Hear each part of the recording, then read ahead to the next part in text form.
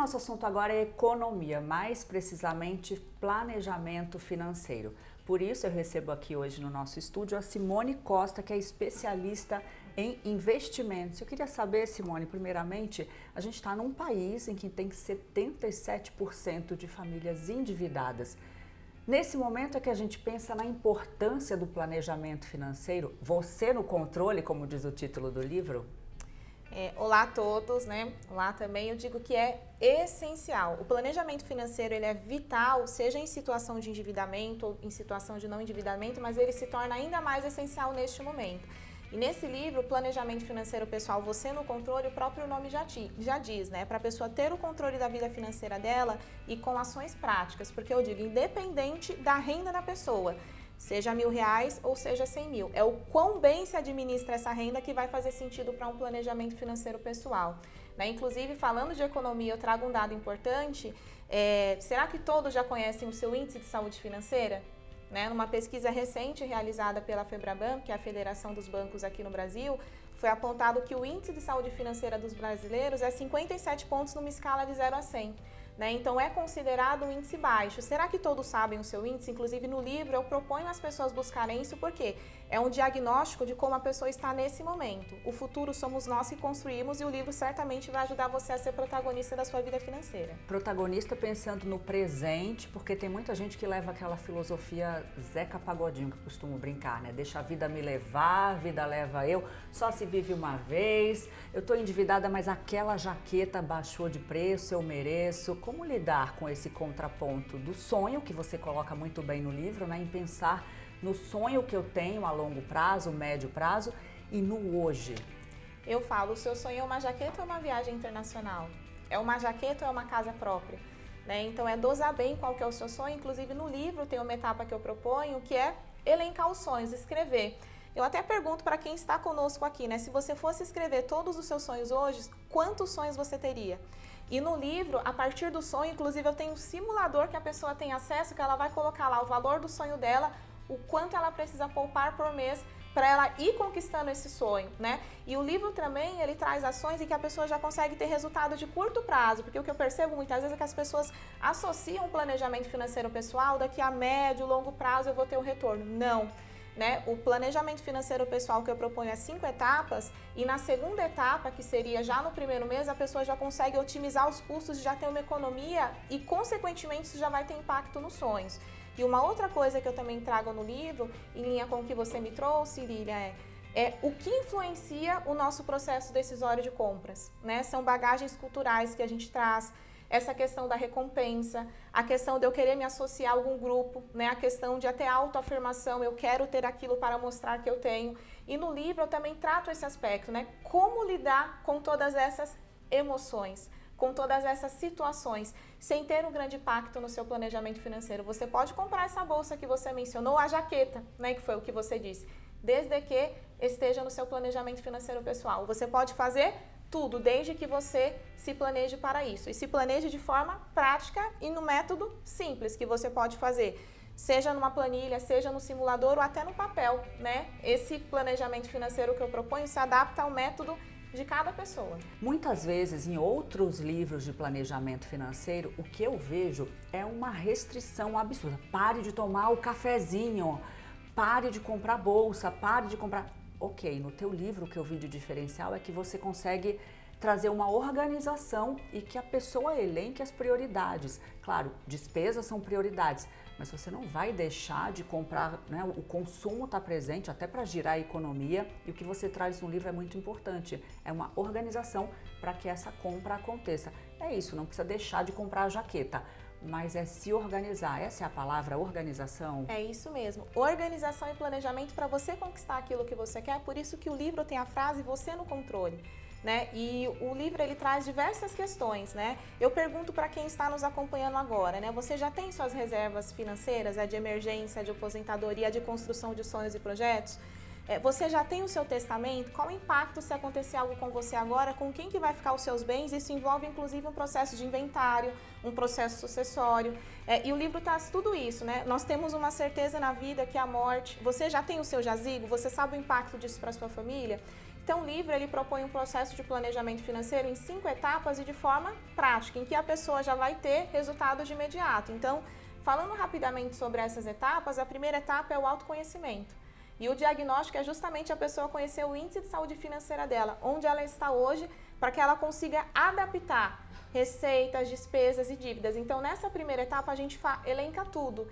E é um momento importante, Lilian, justamente para a pessoa pensar isso. Quanto eu gasto com o café e ter a reflexão, né? Se eu gasto X com café, eu posso continuar tomando café, mas aí eu vou gastar Y, porque isso está comprometendo o meu orçamento. Não é abrir mão, é fazer uma adequação. E é isso que eu ensino no livro, né? Então, depois dessa primeira etapa de elencar receitas, despesas e dívidas, a gente vai para uma etapa que é a otimização do fluxo financeiro, em que a gente vai ver tudo que a gente tem dos fornecedores que você trabalha hoje, Lilian, seja com uma conta de internet, com uma conta de água e de luz. Será que a gente não poderia economizar buscando um concorrente, vendo o plano que o concorrente tem ou ligando nesse fornecedor e identificando se não há um plano melhor? Esse é um exemplo, existem vários outros no livro, né? E nessa segunda etapa também a gente entende as necessidades de crédito, porque o crédito, de forma planejada, ele é uma ferramenta para as pessoas conquistarem o sonho, né? Hoje, por exemplo, quem vive de aluguel e quer uma casa própria, será que o valor que você não paga no aluguel não seria uma parcela do seu financiamento e com o FGTS você não conseguiria dar entrada? Então, são essas reflexões que eu trato no livro, porque o aluguel, a casa é de uma outra pessoa, por que você não ter a sua casa própria? Ter a sua casa própria, né? E hoje a gente tem uma série de instituições financeiras no mercado que fornecem isso. Depois a gente vai para a terceira etapa, que são as reservas financeiras, né? Reserva de emergência, de aposentadoria, de construção do patrimônio.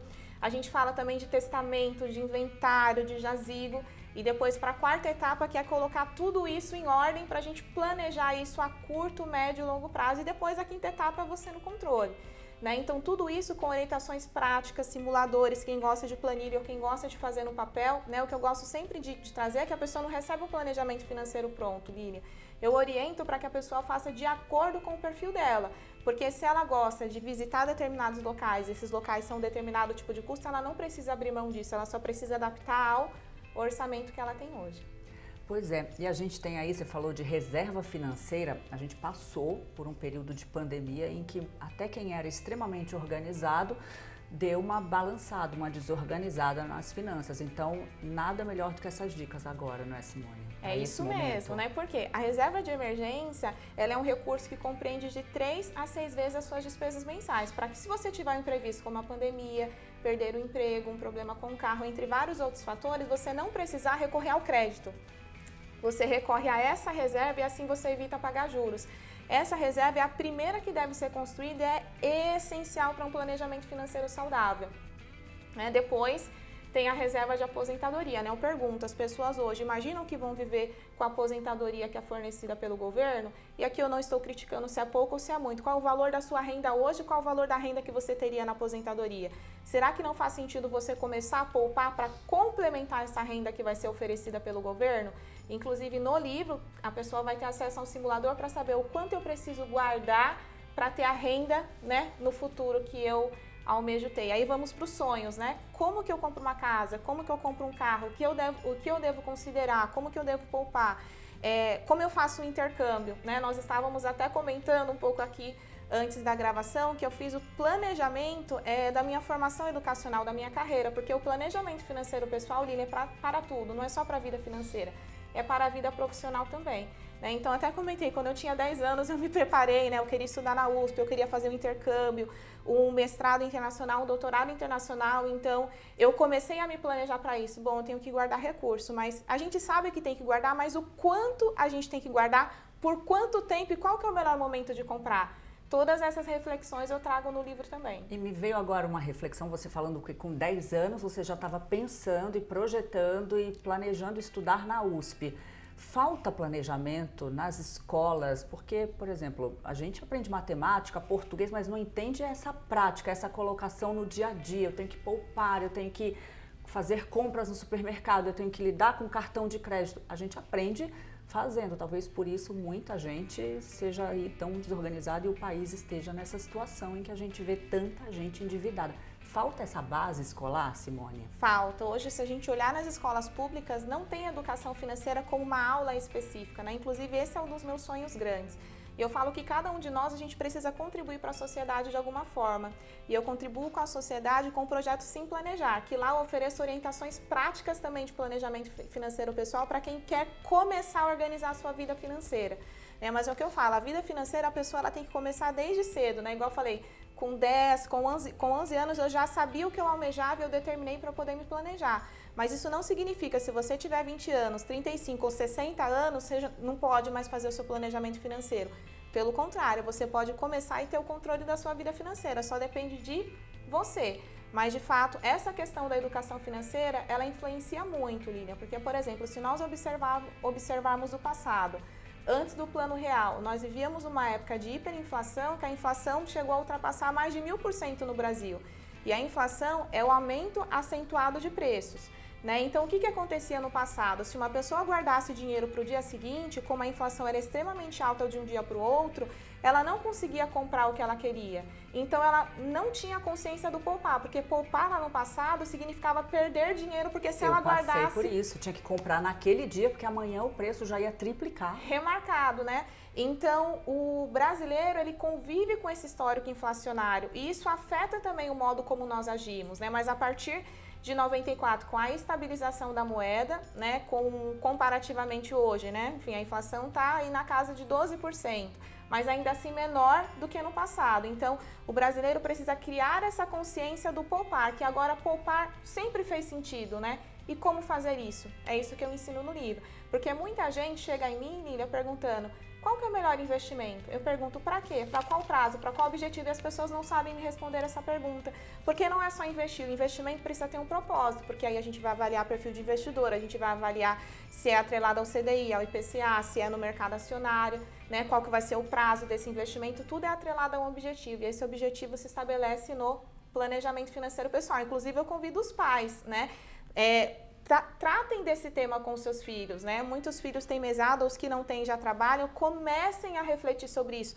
Quais são os meus sonhos? Em quanto tempo eu quero realizá-los? Né? E isso só depende de nós. Então, olha, só para fazer o convite, reforçar o convite para paz, para todo mundo, dia 31 de maio, na Livraria Cultura da Avenida Paulista. É isso mesmo, vai ter uma noite de autógrafos e o lançamento oficial do livro Planejamento Financeiro Pessoal, Você no Controle, eu espero todos. E aí, antes de terminar, eu queria fazer um spoilerzinho, porque tem gente que está assistindo a gente e fala assim: nossa, mas é muito fácil falar em planejamento financeiro, nascendo em berço de ouro, sendo aí ganhando 100, 200 mil reais. E agora, e para quem está lá na base da pirâmide? Eu queria que você falasse um pouquinho da sua história, que inclusive não fala muito não, porque vai ser tema de um próximo livro, né?